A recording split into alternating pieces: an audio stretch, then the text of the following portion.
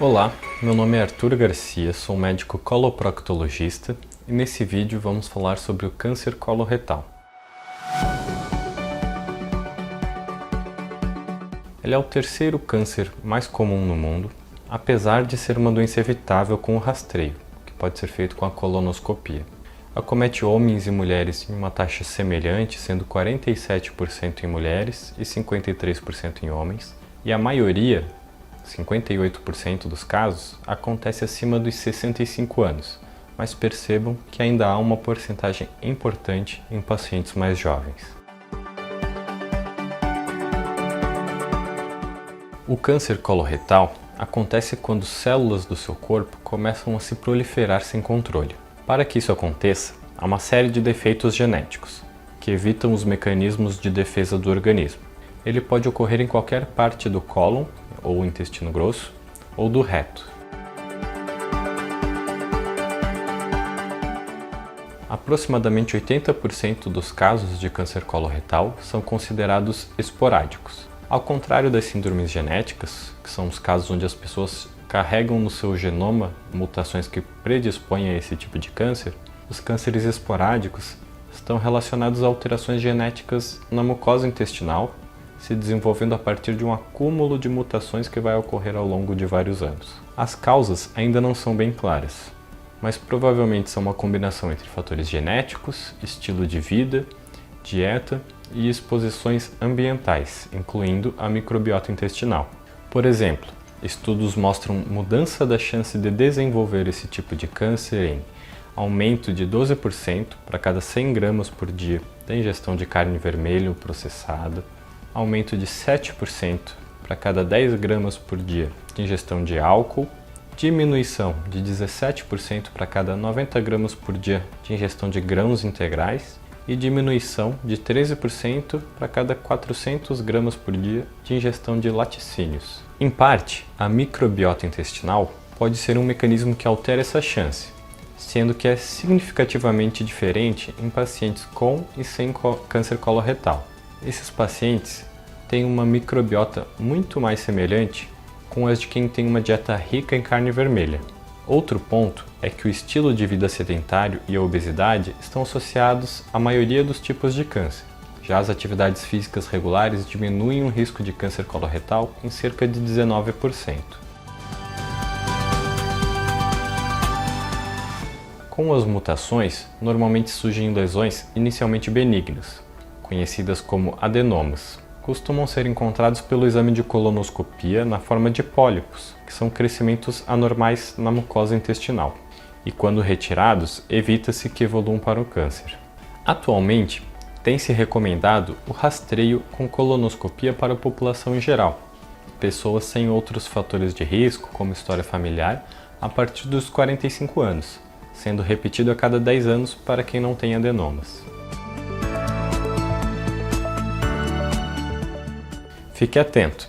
É importante contar para o seu médico em detalhes todos os sintomas relacionados, que podem ser dor abdominal ou na pelve, sangramento nas fezes, sensação de evacuação incompleta, incontinência ou escape de fezes, mudança no hábito intestinal, podendo ser diarreia, constipação ou alteração na forma das fezes, perda de peso, fadiga ou cansaço. O principal fator para avaliar a gravidade dos casos de câncer é o estadiamento dele.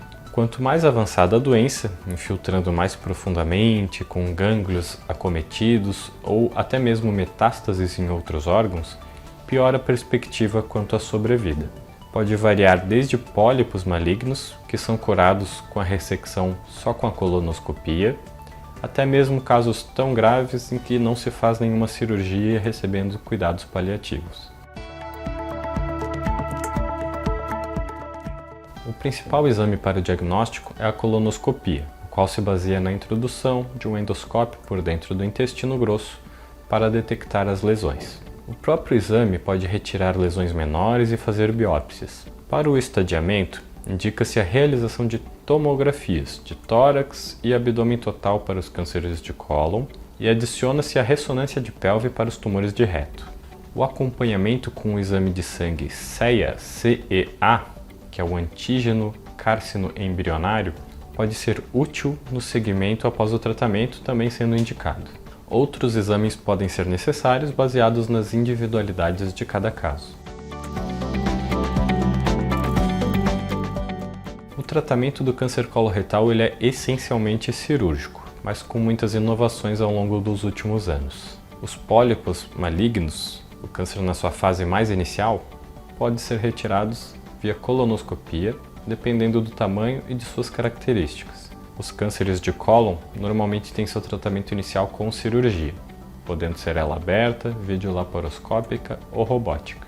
A cirurgia aberta é a técnica mais antiga, utilizando-se de incisões maiores, retira toda a doença, mas costuma ter um pós-operatório mais lento, com mais dor, náuseas, possivelmente vômitos. Também tem como possíveis complicações mais infecções de feridas e hérnias. A cirurgia videolaparoscópica é um tipo de técnica na qual são realizadas pequenas incisões por onde são introduzidos os instrumentos cirúrgicos. É utilizado gás carbônico para distender a cavidade abdominal, permitindo a visualização dos órgãos por uma câmera com fibra ótica. Tem como vantagens uma recuperação mais rápida, com menos dor e infecções, permitindo um retorno mais rápido às atividades diárias e menos complicações da parede abdominal. Mais recentemente, está sendo possível realizar esse tipo de cirurgia também através de plataformas robóticas. Essas permitem que o cirurgião controle todas as pinças dentro da cavidade abdominal, as quais têm articulações que permitem um movimento mais amplo do que as pinças da videolaparoscopia. Conta com uma câmera óptica em 3D, com visualização melhor dos tecidos, permite movimentos mais delicados e precisos. Ajuda especialmente em doenças da pelve, como o câncer de reto, por se tratar de uma cavidade mais estreita e com dificuldade de visualização das estruturas, além de, em vários casos, ter sido feita radioterapia antes da cirurgia, o que pode deixar os tecidos mais inflamados e de difícil dissecção. Nos casos de câncer de reto baixo e médio, até 10 cm da margem anal, a depender do estágio da doença, pode ser indicada a realização de radioterapia e quimioterapia como primeira etapa para a regressão do tumor.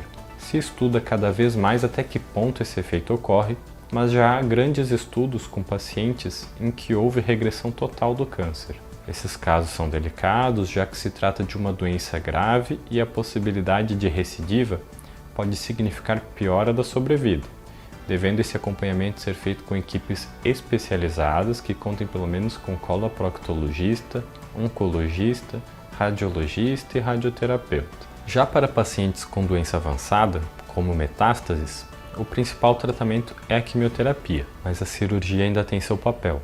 Uma porcentagem dos casos ainda vai ser passível de cura desde que se resseque toda a doença. E também, os tumores podem desenvolver complicações como sangramento, obstrução intestinal, perfuração ou sintomas muito intensos, podendo sim se beneficiar de cirurgia para sua ressecção ou desvio do trânsito intestinal com as ostomias. É muito importante que cada caso seja individualizado e discutido com sua equipe médica, pois além de a doença ser diferente em cada caso, os organismos e as pessoas também são diferentes e podem responder de diferentes maneiras aos tratamentos. Neste vídeo, eram essas as informações. Espero ter contribuído com essas informações, eu faço esse conteúdo com muito carinho e com o intuito de ajudar. Se esse conteúdo foi útil para você, considere curtir e compartilhar esse material. Até um próximo vídeo.